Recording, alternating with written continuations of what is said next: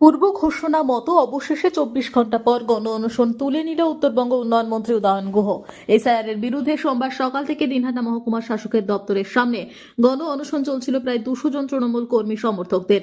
এই আন্দোলনের নেতৃত্বে ছিলেন উত্তরবঙ্গ উন্নয়ন মন্ত্রী উদয়ন গুহ। তার অভিযোগ, এসআইআর এর নামে চক্রান্ত করে সাধারণ মানুষের ভোটাধিকার কেড়ে নেওয়ার চক্রান্ত চালাচ্ছে নির্বাচন কমিশন এবং বিজেপি সরকার। মঙ্গলবার অনশন কর্মসূচি তুলে নেওয়ার পর উদয়ন গুহ বলেন, পূর্ব ঘোষণা মতো 24 ঘন্টা অনশনের পর আমরা কর্মসূচি স্থগিত করলাম। আজ সুপ্রিম কোর্টে এসআইআর নিয়ে শুনানি রয়েছে, সেখানে এই রায় আসে, সেটা দেখার পর আমাদের পরবর্তী কর্মসূচি গ্রহণ হবে। আমাদের পূর্ব ঘোষিত কর্মসূচি 24 ঘন্টার যে গণ অনশন, এসআইআর তড়িঘড়ি এসআইআর, অপরিকল্পিত এসআইআর এবং নতুন একটা ব্যবস্থাকে তুলে আনা বিচারাধীন করে 60 লক্ষ ভোটারের নাম সেই বিচারাধীন তালিকায় রেখে তাদের এক গভীর অনিশ্চয়তার মধ্যে রেখে দিয়েছে নির্বাচন কমিশন। সেই নিয়ে সারা রাজ্য জুড়ে আমাদের দলের পক্ষ থেকে আন্দোলন চলছে, সংগ্রাম চলছে। তারই একটি অঙ্গ হিসেবে গত কাল থেকে আজ পর্যন্ত আমাদের 24 ঘন্টার যে গণ অনশন, সেই গণ অনশন কর্মসূচি আমরা এখন 24 ঘন্টা শেষ করবো, প্রায় শেষ করবার মুখে এসছি। আমরা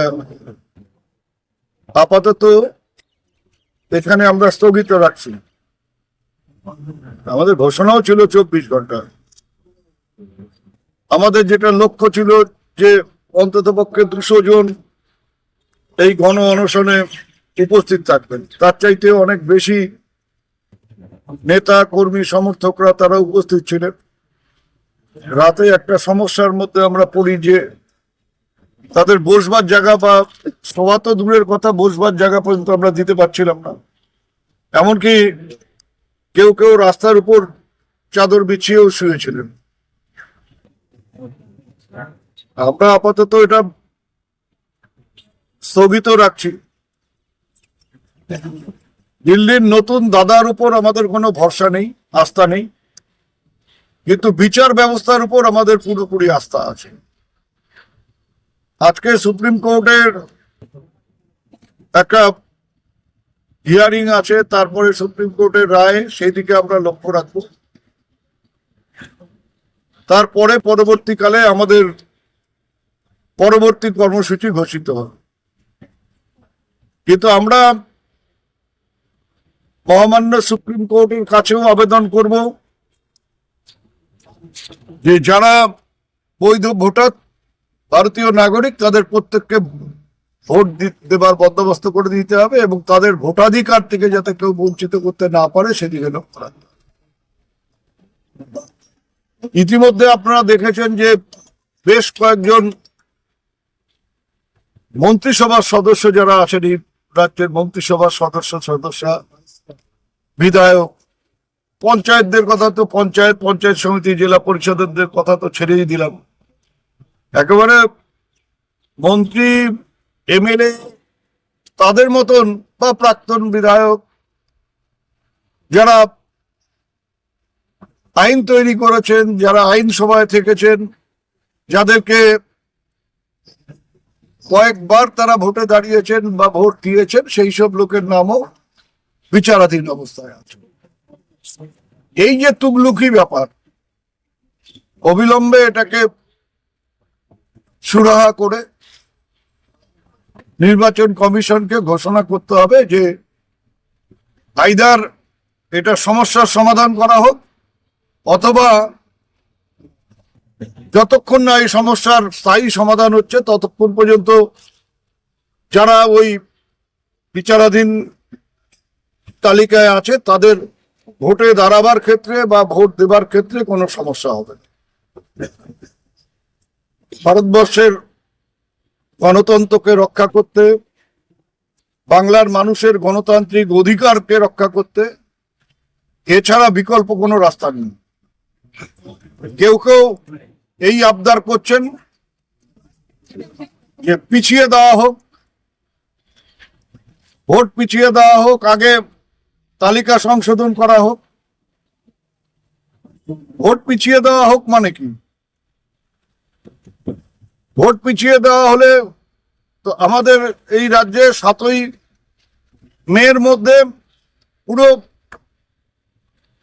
ইলেকশন প্রসেস শেষ করে নতুন সরকার গঠন করতে হবে, নাহলে সাংবিধানিক সংকট দেখা দেবে। কেউ কেউ হয়তো স্বপ্ন দেখছেন যে রাষ্ট্রপতি শাসন হবে, রাষ্ট্রপতি শাসন করে ভোট হবে। আমাদের কথা হচ্ছে নির্বাচন কমিশন এমন কোনো পদক্ষেপ নেবেন না বা করবেন না যার ফলে একটা সাংবিধানিক সংকট তৈরি হয়। এসআইআর করতে হলে আগে করা উচিত ছিল, বা এসআইআর হলে পারে নির্বাচনের পরেও করা যেত, যেটা 2002 সালে হয়েছিল। 2001-এর বিধানসভা নির্বাচন হয়েছিল, তারপরে 2002 সালে এসআইআর হয়েছিল, তারপরে 2004 সালে লোকসভা নির্বাচন হয়েছিল। সেই রকম একটা সময় দেখে এসআইআর করলে পারে পশ্চিমবাংলার ক্ষেত্রে কোনো সমস্যা হতো না। কিন্তু পরিকল্পিতভাবে তড়িঘড়ি করে নির্বাচনের ঠিক আগ মুহূর্তে এই ধরনের কাজ করে একটা জটিলতা পরিকল্পিতভাবে সৃষ্টি করেছে নির্বাচন কমিশন। এর সমাধান নির্বাচন কমিশনকেই করতে হবে, নাহলে পুরো ঘটনার জন্য দায়ী থাকবে নির্বাচন কমিশন। এটুকুই আমাদের বলবো। এই পরিস্থিতিতে যদি ভোট ঘোষণা করে দেয় তাহলে কি হয়? ওই যে ভোট ঘোষণা করলে নমিনেশন ফাইল করবার আগে এই যারা বিচারাধীন আছেন তাদের বিচার শেষ করে তাদেরটা ফয়সালা করতে হবে, অথবা ঘোষণা করতে হবে যে যদি এই বিচারাধীন যারা আছে তাদেরটা ফয়সালা না করা যায়, তাহলে তাদের যারা বিচারাধীন অবস্থা আছে তারা প্রত্যেকে ভোটে অংশগ্রহণ করবেন, সক্রিয় অংশগ্রহণ করবেন, কেউ ভোটে দাঁড়াবেন, কেউ ভোট দেবেন। পরবর্তীকালে সময় নিয়ে ধীরে সুস্থে তাদের এই সমস্যার সমাধান করা যেতে পারে, কোনো অসুবিধা নেই। আর যারা বলছে যে এরা অনুপ্রবেশকারী, এই অনুপ্রবেশকারী আমি ধরে নিলাম যে 60 লক্ষই অনুপ্রবেশকারী। এই 60 লক্ষ অনুপ্রবেশকারীর ভোটে যদি প্রধানমন্ত্রী জিতে প্রধানমন্ত্রী হতে পারেন তাহলে কি সমস্যা? আর যদি তাই হয় যে এরা অনুপ্রবেশকারী, এই নিয়ে এই ভোটার তালিকা নিয়ে পশ্চিমবাংলায় ভোট হতে পারে না, তাহলে তার আগে যারা 24 সালে এই ভোটার তালিকা ভোট করে জয়ী হয়ে দেশের ক্ষমতা এলেন তারা আগে পদত্যাগ করুন, করে পশ্চিমবাংলাটা সেই হিসাবে তারা সিদ্ধান্ত নিন। এই পরিস্থিতিতে পরবর্তী পদক্ষেপ কি নেবেন? পরবর্তী পদক্ষেপ পরিস্থিতির উপর বিচার করে আমরা ঠিক করবো। আজকে সুপ্রিম কোর্টের কি রায় হয়, নির্বাচন কমিশন কি সিদ্ধান্ত নেয়, সবকিছু দেখে আমরা আমাদের পরবর্তী চলার পথকে ঠিক করব।